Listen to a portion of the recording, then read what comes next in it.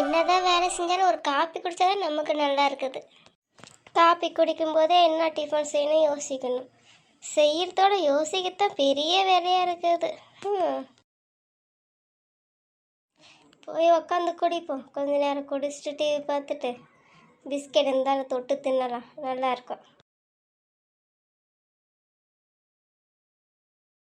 பேசாமல் நீங்கள் நைட்டு உப்புமா செஞ்சு தேங்காய் சட்னி அரைச்சி வச்சுடாமா, ஈஸியாகவும் இருக்கும், டக்குன்னு வேலையும் முடியும், வேலை மீதியாகும். அம்மா எங்கம்மா இருக்கிற? இங்கதான் இருக்கிறியா? கூப்பிடுன என்னன்னு கேட்க மாட்டியா? ஏன்டா வரும்போதே கத்திக்கிட்டே வர? வேண்டுதல். எனக்கு மேக்ஸ் ஹோம்வொர்க் இருக்குது, சொல்லி கொடு. சரி திபி, போய் நோட்டு புக்கில் எடுத்துட்டு வா.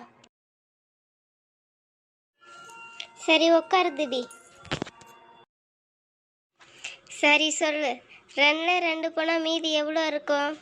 சரியா புரியலம்மா, மறுபடியும் சொல்லுமா. சரி, உனக்கு ஈஸியாக சொல்லித்தரேன். இப்போ உங்ககிட்ட 2 இட்லி இருக்குதுன்னு வச்சுக்கோ. நீ அந்த 2 இட்லியும் சாப்பிட்டதுக்கப்புறம் மீதி என்ன இருக்கும்? மீதி தட்டில் சட்னி தான் இருக்கும்.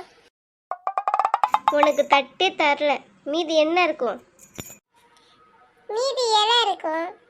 தட்டில் சாப்பாடு தரனா இலையில தானே சாப்பாடு தருவேன். சோதிக்காதடா. அம்மா இன்னொரு முறை சொல்லுமா, இப்போ நான் கரெக்டாக சொல்கிறேன். சரி, இப்போ உன் கையில் 4 சாக்லேட் இருக்குது. அந்த 4 சாக்லேட்டில் 2 உன் ஃப்ரெண்டுக்கு கொடுத்துட்டேன். மீதி எவ்வளோ இருக்கும் உன் கையில்? கைதாம்மா இருக்கும், ஏன்னா நான் தான் வாயில் போட்டுக்கிட்டேனே. மக்கு மட சாம்பிராணி. ஏம்மா அப்படி சொல்கிற? நான் எவ்வளோ புத்திசாலித்தனமாக பதில் சொன்னேன். நான் வந்ததுமே தமிழ் ஹோம்வொர்க் முடிச்சிட்டேன் தெரியுமா? அப்படியே ராசா, போய் எடுத்துட்டு வாமா. அம்மா எப்படி எழுதியிருக்கிறேன்னு பார்க்குறேன். இந்தாம்மா உன் பிள்ளைய நீ இப்போ கொஞ்சம் போகிற. பம்பு. என்னடா பம்பு? அது பம்பு இல்லைம்மா, பாம்பு. ஏன்டா பாம்புக்கு கால் வாங்கல? நீ தானே சொன்னம்மா பாம்புக்கு கால் இல்லைன்னு, அதான். ஓஹோ, அடுத்தது என்ன எழுதி வச்சிருந்து பார்க்குறேன்.